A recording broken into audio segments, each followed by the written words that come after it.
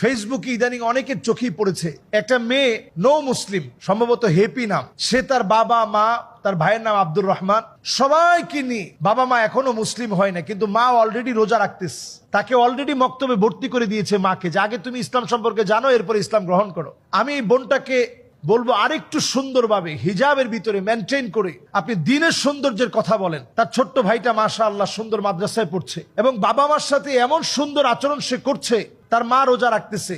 তো এই যে একটা পরিবর্তন আসা এখন শুরু হয়েছে, অনেকেই সত্য সন্ধানী, সত্য জেনে সত্যের দিকে আসতে চায়। আপনি যেন প্রতিবন্ধক না হবেন, আরেকজনের জন্য সহজ করে দিবেন। ইয়াসসিরু ওয়ালা তুআসসিরু, দ্বীনের 1/3 অফ ইসলাম, ইসলামের 1/3 হচ্ছে ইয়াসসিরু, সহজ করে দাও। ওয়ালা তুআসসিরু, কঠিন করে দিও না।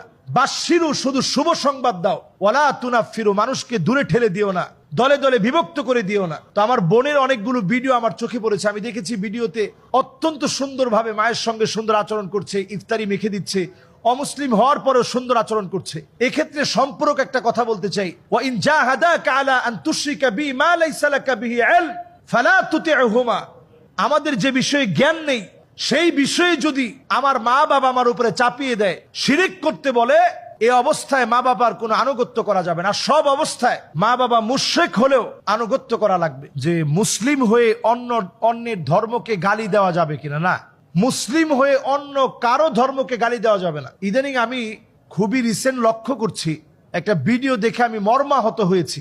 নানাভাবে আমাদের দেশকে কলঙ্কিত করার জন্যে একটা স্বার্থান্বেষী গ্রুপ বাংলাদেশে এই প্রোপাগান্ডা চালিয়ে যাচ্ছে।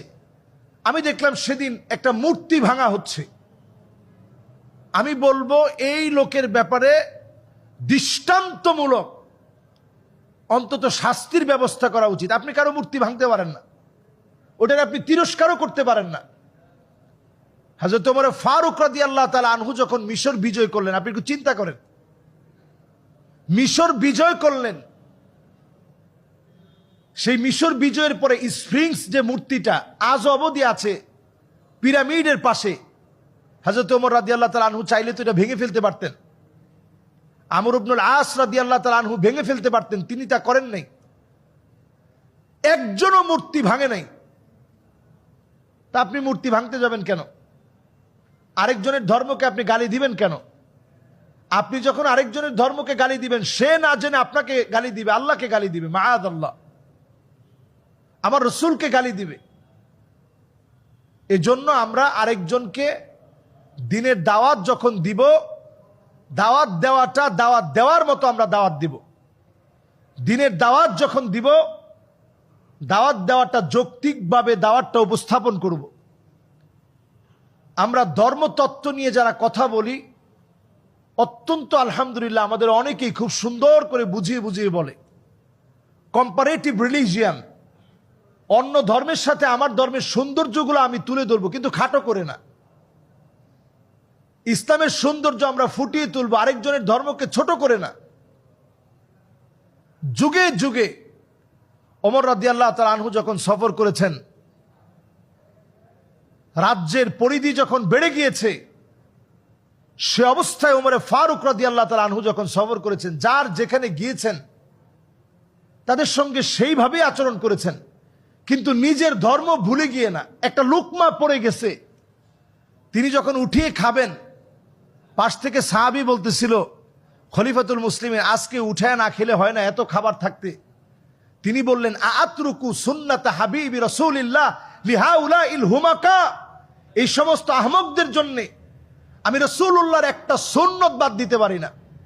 একটা সুন্নতও কিন্তু তিনি ছাড়েননি, কিন্তু আবার অন্যকে তিনি কষ্টও দেননি। এর নাম ইসলাম।